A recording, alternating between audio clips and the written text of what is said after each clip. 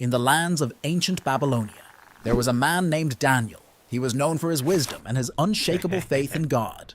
3 times every day, Daniel would open his window and sit down on his knees in prayer. He lived in Babylon, a grand city, where he served King Darius, a ruler of great power. Daniel was so good at his job that the king wanted to put him in charge of the whole kingdom. But not everyone was happy about this. Some of the other leaders were jealous of Daniel. They knew he was loyal to his God and prayed to him 3 times a day.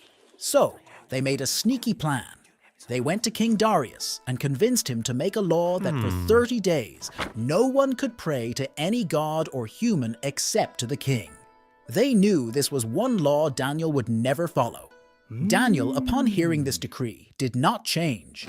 With the windows of his chamber open, he knelt and prayed, just as he always had. The officials, lurking like shadows, caught him in the act and brought him before the king. King Darius, distressed, realized he had been tricked into condemning his most trusted advisor. Yet, the law of the Medes and Persians could not be revoked. With a heavy heart, he ordered Daniel to be cast into the lion's den, hoping in some way his God would save him. As night enveloped the land, Daniel was lowered into the den. The lions, mighty and fearsome, roared and paced. But as Daniel stood among them, a serene calm enveloped him. He spoke softly to the beasts, his voice a steady beacon in the darkness. Miraculously, the lions did not harm him. They lay around him, their usual ferocity replaced with a peaceful presence. All night, King Darius walked around in his palace, struck with worry.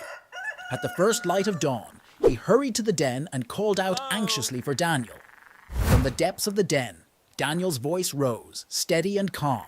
"O king, my God sent his angel and the lions have not hurt me."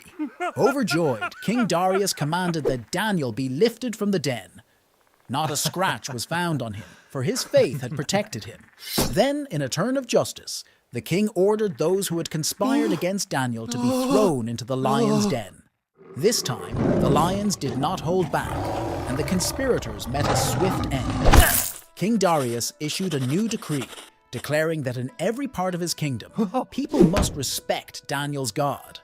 Daniel's bravery and trust in God protected him from the lions. His story teaches us about staying true to our beliefs, even when it's hard, and how faith can bring us through the scariest times.